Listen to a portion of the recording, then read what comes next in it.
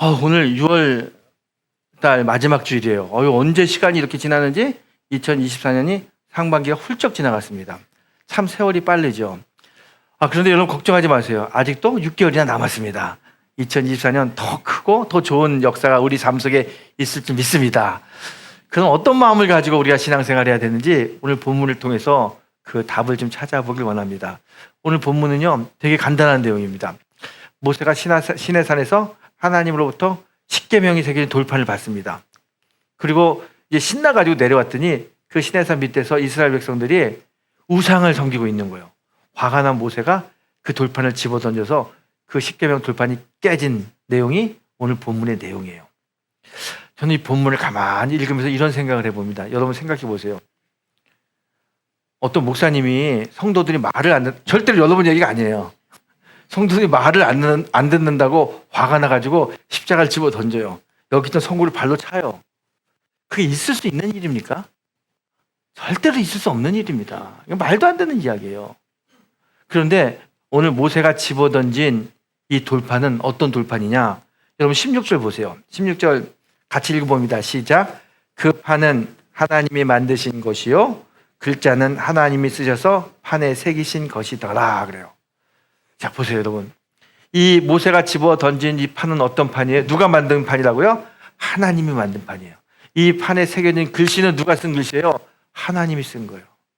여러분 하물며 사람이 만든 십자가, 사람이 만든 이 탁자도 이 재단에 있으면 뭐라고 불러요 우리가? 십자가, 교탁 그러지 않고 성물이라고 불러요. 정말 성스러운 물건이라고 아주 귀하게 여깁니다. 사람이 만든 것도 이렇게 귀하게 여기는데 하물며 하나님이 직접 만든 거예요. 하나님 직접 새기신 거예요. 얼마나 귀해요. 이걸 반한다고 집어 던져요. 있을 수 없는 일이에요. 이거는 말도 안 되는 이야기가 지금 오늘 본문에 나오고 있어요. 이 귀한 거, 이 성스러운 거 하나님이 만드시고 하나님이 직접 쓰신 이 돌판을 던져요. 왜 던져요? 오늘 19절을 보게 되면 성경이 이렇게 이야기합니다. 던지는 이유를 모세가 진에 가까이 이르러 그 송아지와 그 춤추는 것을 보고 크게 노하여 손에서 그 판들을 산 아래로 던져 깨트리니라 그래요. 모세가 진에 왔더니 금송아지를 만들고 노래 부르는 걸 보고 화가 났어요. 크게 노아요. 화가 났다는 거예요. 화가 나서 집어 던졌다는 거예요. 아니 누구한테 화가 나는 겁니까? 이스라엘 백성들에게 화가 난 거잖아요. 화가 나면 이스라엘 백성들이 욕을 하든지 아니면 도끼를 가져와 가지고 금송아지를 때려 깨든지 그게 정상이지 왜 하나님이 주신 이 귀한 것들을 집어 던져서 깹니까? 도대체 모세가 왜 이걸 깼을까? 그럼 왜 모세가 이걸 깼는지 한번 가만히 생각해 보세요. 이곳에 남은 2024년 하반기를 어떻게 살아야 되는지 그 답이 있습니다. 여러분 오늘 모세의 마음을 알기 위해서는요 22장 우리가 읽었던 32장 전체를 좀 봐야 될 필요가 있습니다. 32장에 보게 되면요 하나님 모세를 시내산으로 부릅니다. 그래서 모세는 그곳에서 40일 동안 금식하고 있어요. 어느 날 이스라엘 백성들이 봤는데요 모세가 없어졌어요. 시내산에 하나님 만나러 올라갔다는 이야기가 들립니다. 곧 돌아올 줄 알았어요. 그런데 2, 3일이면 돌아올 모세가 안 돌아오는 거예요. 일주일이 지나고 열흘이 지나고 한 달이 됐는데도 모세가 오지 않아요. 이스라엘 백성들이 불안합니다. 지금까지 여기까지 모세가 잘 지도해가지고 이 시내산까지 왔어요. 그리고 여기서 앞으로 가나안을 가야 되는데 얼마나 어려운 일이 닥칠지 몰라요. 그 어려운 일을 닥칠 때 우리를 인도해 줄 분은 탁월한 지도자 모세예요. 그런데 모세가 없어요. 불안의 마음이. 이제 모세는 영영 우리 곁으로 안 올 것만 같아요. 그래서 이 이스라엘 백성들이요 아론을 막 흔들어가지고 뭘 하냐면은 금부치를 가져와가지고 금송아지를 만드는 거예요. 금송아지를 만들어 놓고 한다는 이야기가 이 송아지가 우리를 애굽 땅에서 인도해낸 우리의 신이다. 앞으로 우리를 가나안으로 인도할 우리의 신이다. 그러면서요 노래 부르고 찬양하고 먹고 마시고 즐기는 거예요. 이 송아지를 만든 날 그 다음 날을 명절로 정하고요 사람들이 막 모여가지고 잔치하고 있는 거예요. 바로 그때 모세가 시내산으로부터 이 돌판을 받아가지고 내려오는 거예요. 내려오고 있는데 모세의 종이었던 여호수아가 모세를 이제 같이 가이드하면서 내려옵니다. 같이 내려오는데 이 이스라엘 사람들이 모여있는 그 진영에서 소리가 들리는 거예요. 여호수아가 이렇게 이야기합니다. 모세님 지금 이스라엘 사람들이 싸우나 봐요. 저 싸우는 소리가 들려요. 모세가 듣더니 야, 저 싸우는 소리 같지 않은데? 가만히 들어봐. 저 노래 소리 같잖아. 너 한번 빨리 가서 무슨 일이 일어난지 알아봐라.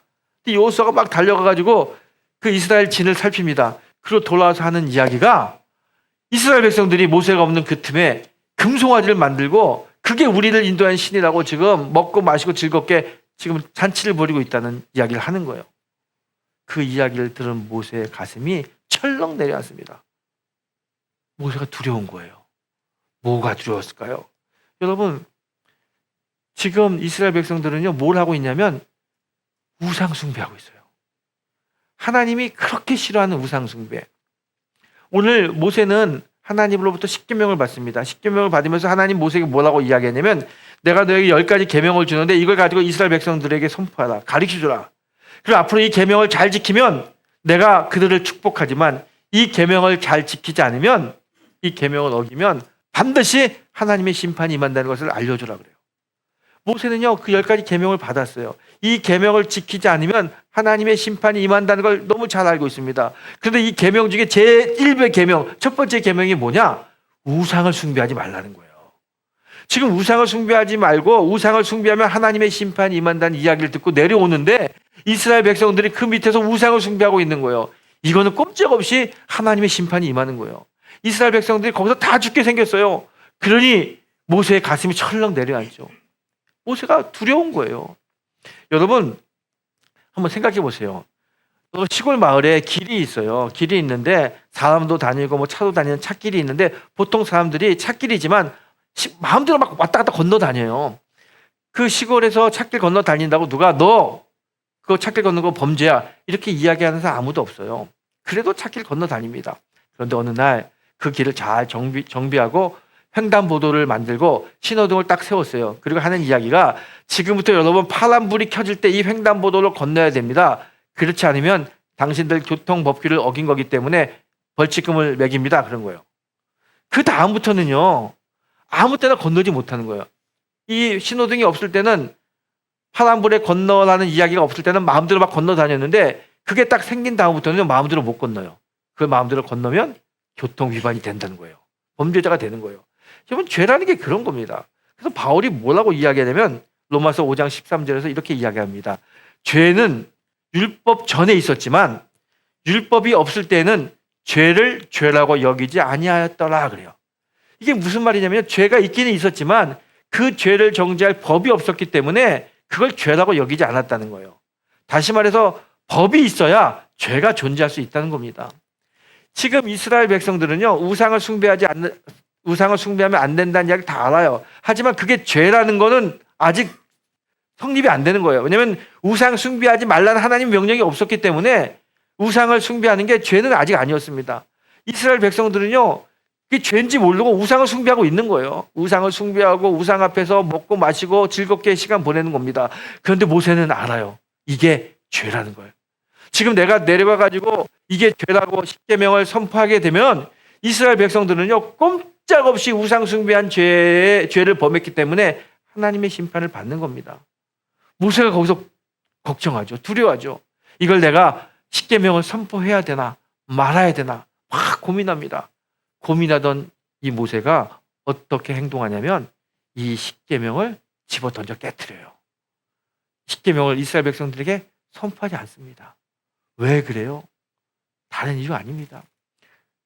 자기가 선포하면 이스라엘 백성들이 다 죽게 되잖아요. 내가 섬기는 내가 사랑하는 이스라엘 공동체가 이 시내산 한복판에서 다 죽게 됐어요. 그래서 그걸 못하는 거예요. 모세는 이스라엘 백성들을 너무 사랑했어요. 여러분 저는 이 본문을 읽으면서 지도자는 이런 마음이 있어야 된다 생각합니다. 여러분 우리가 다 지도자입니다. 여러분 가장이잖아요. 엄마 아버지 가장이고요. 교회에서 다 지도자입니다. 집사, 권사, 장로 다 지도자고요. 또 제가 담임 목사도 지도자 아닙니까? 지도자는 자기가 속해 있는 공동체를 사랑할 수 있는 마음이 있어야 됩니다. 그게 정말 지도자인 거예요. 아버지가 가정을 사랑하고 집사나 권사님이 교회를 사랑하고 목사가 성도를 사랑하는 게 그게 지도자의 마음이에요. 오늘 모세는 그 마음이 있어요. 공동체를 사랑하는 마음. 저는 이 모세의 마음을 가만히 생각하니까 아주 옛날에 봤던 영화가 하나 생각나요. 영화. 공공의 적이라고 하는 영화가 있습니다. 아마 본 분도 계실 텐데요. 내용은 간단해요. 그 부자, 자선 사업을 하는 부자가 있었어요. 그런데 어느 날 아들이 아버지 돈이 탐나가지고 아버지를 죽이고 돈을 뺏어가요. 언뜻 보게 되면 그냥 단순 강도 사건입니다. 그런데 주인공인 강철중이라고 하는 주인공 형사가 딱 봤더니 이게 단순한 강도 사건이 아닌 거야.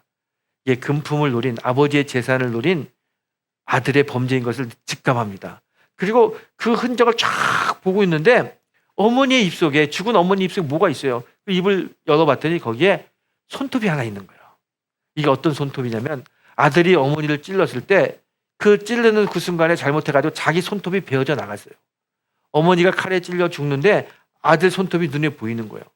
이게 잘못했다가는 아들이 나를 죽였다는 것을 금방 알 것 같아서 있는 힘을 대서 엉금엉금 기어와서 그 손톱을 집어서 자기 입으로 삼킵니다. 그 손톱이 있는 거예요. 어머니가 왜 아들의 손톱을 삼켰을까? 증거인멸하는 겁니다. 왜요? 아들 사랑하니까. 비록 엄마, 아버지를 칼로 찔른 배은망덕한 아주 나쁜 천인공노할 사람이지만 그래도 내 아들인 거야. 내가 사랑해. 그 아들이 감옥에 가고 또 경찰서에 잡혀가고 이걸 보지 못하기 때문에 그 증거를 인멸하려고 그 손톱을 삼키는 겁니다. 여러분, 모세의 마음이 이런 마음이에요.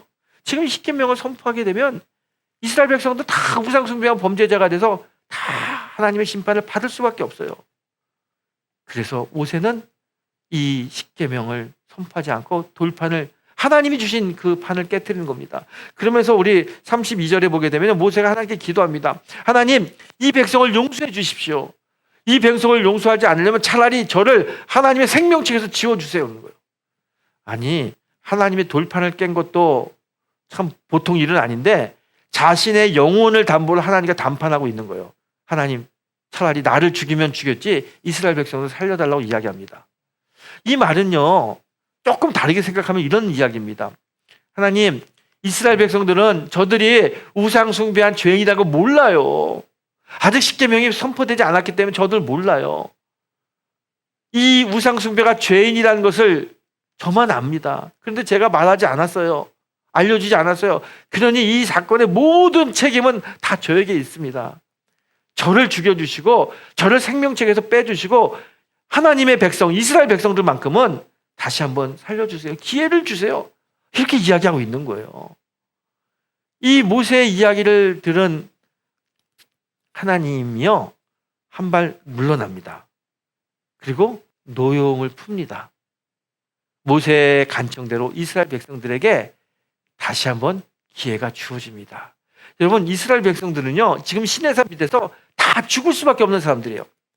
하나님의 십계명 중 제일 중요한 1계명, 우상 숭배한 계명을 어기고 하나님의 심판을 받을 수밖에 없는 사람들입니다. 그런데 그들에게 생명이 연장됐어요. 다시 기회가 주어졌어요. 이게 왜 기회가 주어졌습니까? 물론 모세가 하나님께 간절히 간구한 그 기도도 있었지만 하나님이 살려주신 거예요. 전능자 하나님이 다시 한번 이스라엘 백성들에게 기회를 주셔요. 모두가 죽을 수밖에 없는 상황이었지만 하나님이 다시 기회를 준 겁니다. 이걸 우리는 은혜라고 이야기하는 거예요. 하나님이 은혜를 주셨기 때문에 다시 이스라엘 백성들에게 생명이 연장되는 겁니다. 하나님은 중보 기도를 들으시고 은혜를 베푸시는 사랑의 하나님이십니다. 저는 여기서 이런 생각을 해봅니다. 성도는 어떤 사람들이냐? 믿음은 뭐냐? 다른 게 아니에요. 성도는 하나님의 은혜를 잊지 않고 사는 사람들이 성도입니다. 믿음은 하나님의 은혜를 잊지 않는 게 그게 믿음이라는 거예요. 여러분, 이스라엘 백성들은요, 다 거기서 우상 숭배라는 죄 때문에 죽을 수밖에 없는 사람들입니다. 그런데 그들에게 생명이 연장되잖아요. 이게 은혜라는 거예요. 하나님의 은혜로 그들은 살 수 있었습니다. 그래서 시편 기자는요, 시편 103편에서 이렇게 이야기합니다. 여호와를 송축해라. 그리고 모든 은혜를 잊지 말아라. 그래요. 보세요. 여호와를 송축하고 하나님이 주신 모든 은혜를 잊지 말라는 거예요. 그 하나님이 주신 모든 은혜를 잊지 않는 것이 그게 성도의 삶의 모습이고 그게 믿음이라는 겁니다. 여러분, 믿음이 뭐라고요? 믿음은 하나님의 은혜를 잊지 않는 겁니다. 성도의 삶은 하나님의 은혜를 늘 기억하는 게 그게 성도의 삶입니다. 우상숭배로 죽을 수밖에 없었는데 하나님이 우리에게 새로운 생명을 주시고 기회를 주셨다. 이 하나님의 은혜 잊지 말아야지. 그게 믿음의 모습이에요. 여러분, 우리가 살면서요, 얼마나 많은 하나님의 은혜를 받고 사는지 모릅니다. 2024년도도 수많은 하나님의 은혜 속에 우리가 살았습니다. 성도는 이 은혜, 하나님이 주신 모든 은혜를 잊지 않고 기억하는 게 그게 성도의 모습입니다. 그게 믿음이고요. 여러분, 은혜를 기억하는 성도가 되길 축복합니다. 은혜를 기억하라고 하는 이 오늘 본문 말씀을 예수님이 누가복음 13장에 보게 되면요, 비유를 통해 가지고 우리에게 이야기합니다. 오늘 하나님의 은혜, 이 모세의 간구 때문에 하나님의 은혜가 이스라엘 백성들에게 임했더니 그 시내산 밑에서 죽어야 될 사람들에게 생명이 연장되잖아요. 이 이야기를 예수님이 누가복음 13장에서 이렇게 이야기합니다. 어느 포도원 주인이 포도원에다가 무화과 나무를 심었는데 오랫동안 무화과가 열리지 않아서 포도원 지기에게 포도나무를 베어라, 그렇게 명령했는데 포도원 지기가 와가지고 주인님 이 나무를 좀 베지 말고 1년만 더 시간을 주세요. 그럼 제가 돌보고 거름을 주고 김을 매면서 잘 가꾸겠습니다. 그리고 열매를 맺으면 좋으려니와 그렇지 않으면 그때 베어도 늦지 않습니다. 제발 한 번만 더 기회를 주세요. 그래서 그 포도원 주인이 이 포도원에 심겨진 무화과 나무를 베지 않고 기회를 한 번 더 준다는 내용이 예수님이 말씀하신 비유의 말씀입니다. 여러분, 포도원에 무화과 나무가 심겨졌다. 이거 특별한 나무예요. 이거는요, 주인이 의도를 가지고 포도원에 무화과 나무를 심은 겁니다. 어떤 의도예요? 좋은 열매를, 아주 최상품의 열매를 얻고 싶은 주인의 마음이 있어요. 그래서 무화과 나무를 포도원 한복판, 그 포도원 밭에 심은 겁니다. 그리고 열매 맺기를 기다리고 있는 거죠. 많은 성경학자들은 이 비유를 이렇게 설명합니다. 포도원은 세상을 이야기한다. 그리고 포도원에 심겨진 무화과 나무는 선택된 하나님의 백성들, 즉 성도 여러분과 저 우리를 이야기한다라고 이야기합니다. 저는 그 해석에 전적으로 동의합니다. 여러분, 이 세상이라고 하는 이곳에 하나님이 우리를 보내셨어요. 아니, 하나님이 우리를 선택해서 이곳에 심으셨어요. 하나님이 심으신 겁니다.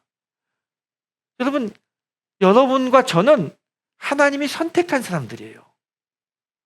성경에 이런 말씀이 있잖아요. 내가 너를 지명하여 너를 불렀나니 너는 내 것이라.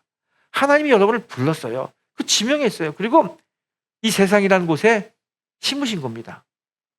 좀 더 아주 그 세상이라는 폭을 좁히면은요, 하나님이 여러분과 저 우리를 영등포 중앙재단이라는 곳에 심으신 거예요. 하나님이 원하는 건 단 하나입니다. 이 세상에서 열매를 맺듯이 이 영등포 재단에서 신앙생활 하면서 믿음의 열매, 성령의 열매, 은혜의 열매를 맺는 것을 하나님이 원하는 거예요. 그래서 우리를 선택해서 이곳에 심으셨다는 거예요. 포도원 주인이 포도밭에다가 무화과 나무를 심었어요. 3년을 기다렸어요. 열매가 열리지 않아요. 이 3년이라는 시간이요, 1년 365일 곱하기 3, 그게 3년이 아닙니다. 이스라엘 사람들이 하는 이야기 속에는요, 3년이라고 하는 숫자는 아주 오랜 시간을 이야기합니다.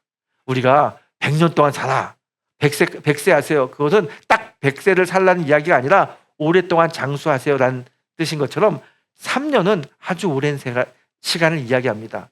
3년을 기다렸다는 것은요, 아주 오랜 시간을 이 포도원 주인이 기다린 거예요. 그런데 열매가 없어요. 여러분, 제가 여기서 하나 물어볼게요.